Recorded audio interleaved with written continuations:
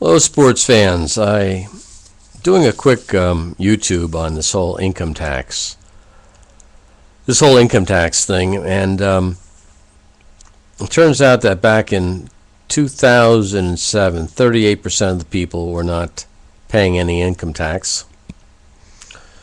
2008, that jumped up to 49%, and today it's about 47%. I can imagine that in 2008, a lot of that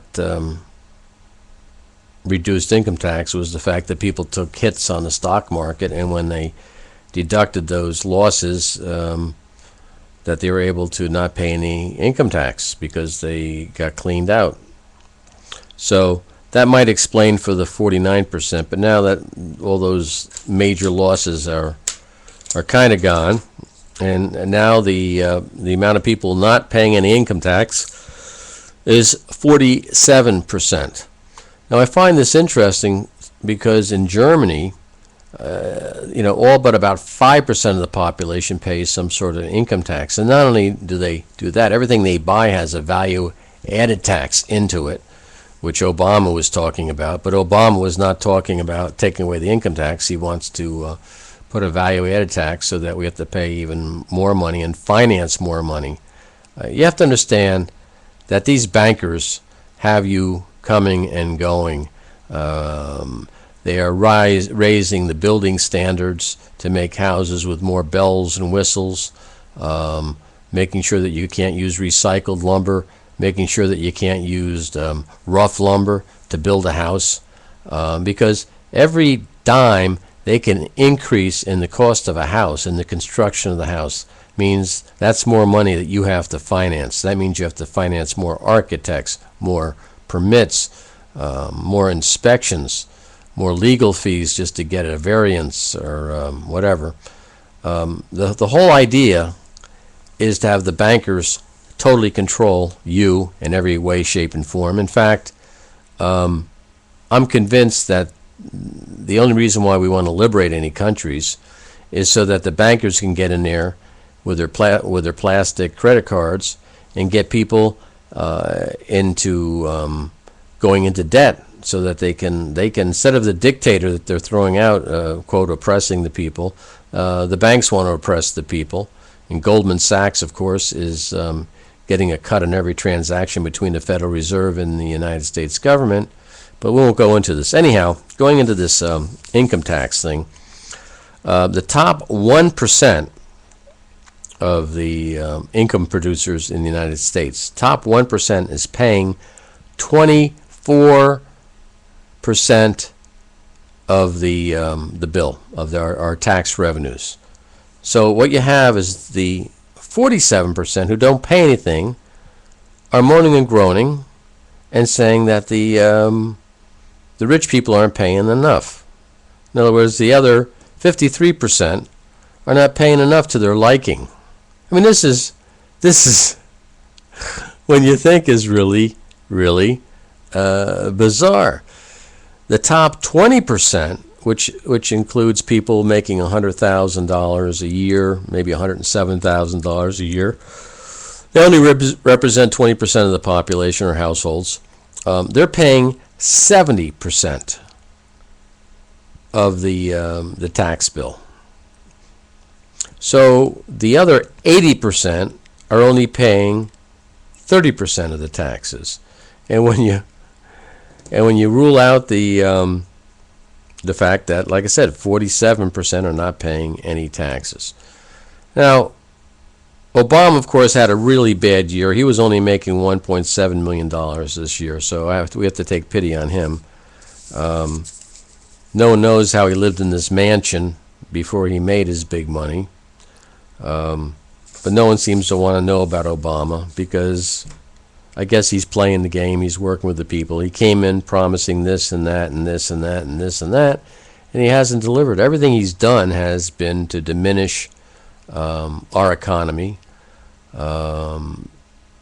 made us less viable. And what they haven't done economically directly by spending, they want to raise the standards of or the cost of manufacturing things here, so we produce less and less and less and less. Meanwhile, China is polluting out the gazoo, and no one seems to care. When was the last time you heard one environmentalist call for a ban or a boycott on Chinese products? It dawned on me 20 some odd years ago that the driving force of the whole environmental group was outside interest, possibly China, possibly Russia, but probably it's more China than anything else, and that is to take us down economically, so that we will be broke. And China is already buying us up little by little. No one seems to be, concerned. Even when George Bush was giving these stimulus packages to us, I mean, think about it. We're borrowing money so that he can give it to us, so that we can buy crap from China. Now, a small percentage of the population use that money for real things like paying down debt, paying off things that they had to pay off, and they didn't actually buy anything outside the country. But even when they gave this program for the junks program, when they're giving us money to get rid of their junky car, what they were doing, they were taking perfectly good functioning cars, trashing them so that it could not be used for spare parts for the remaining cars, and they didn't have to buy American cars; they could buy foreign cars. So here was another thing where the foreign car companies had a boon at the taxpayers' money. In fact, we're paying. We're spending, I think we're going to give a loan for like $9 billion to Brazil so they can produce fuel down there. They can drill wells down there, and yet Obama has done everything he possibly could to stop us from doing things here. If you were to use the Benjamin Franklin clause, where you take a sheet of paper, and on one half you put the things that Obama has done good, and on the other half, when I say good, I mean to sustain the U.S. and make it more viable economically. Forget about the social programs that, quote, make it a fuzzier, warmer feeling to live here. We're at economic war right now, folks, and no one seems to understand what we're really talking about. We're talking about hunkering down, and we're not talking being able to go to Wally World and just blowing money on stuff that doesn't matter. People at this point should be focusing on getting a roof over their head that's paid off, and the ability to grow food, healthy food, which is not made from genetically engineered crap loaded up with insecticides. What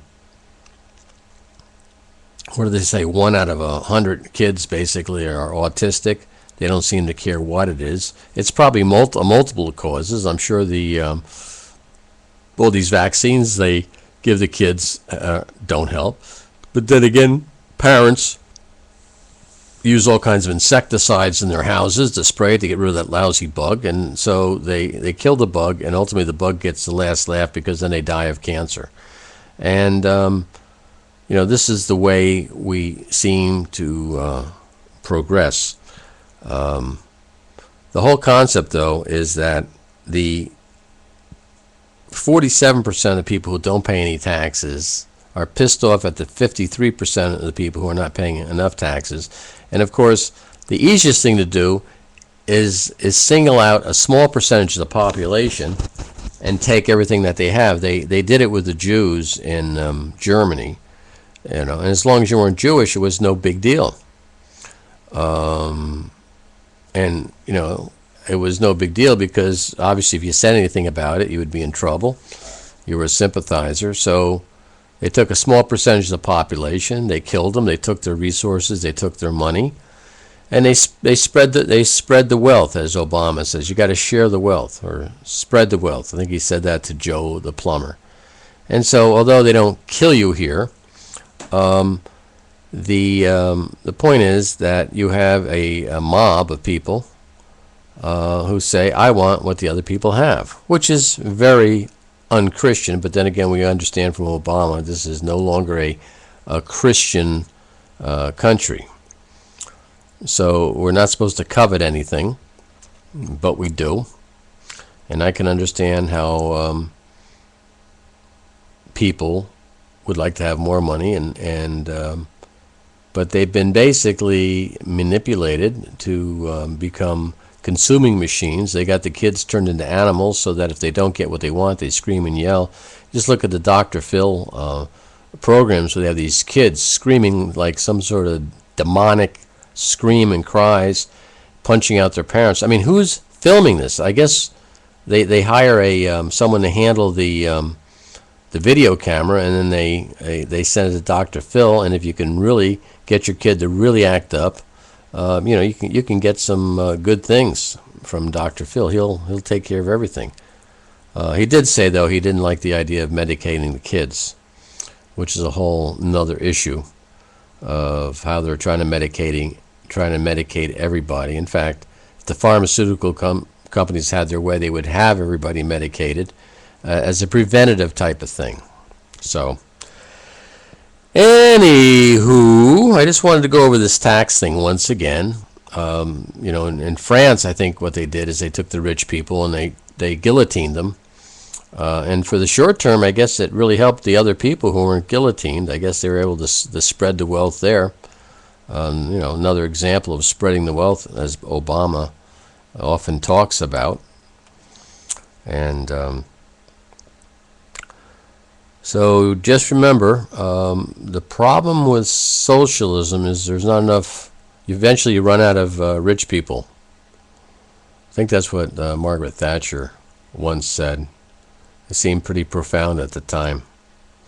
So have a good day, and see how you can devise a plan to take the money from the people who have and give it to the people who don't have it, either by force or whatever you want to do, or by just voting. I guess if you vote, it's not by force. Like I said, all you got to do is get 51% of the people to agree to take the money from the other 49% of the people, and it'd be a very democratic thing. Might violate the U.S. Constitution, but we know that the Constitution is living now, and it really doesn't mean anything. It's just something that was there, and that times are changing. So, if they can take a constitutional right away one place and another, what's the big deal? Anyhow, enjoy your day.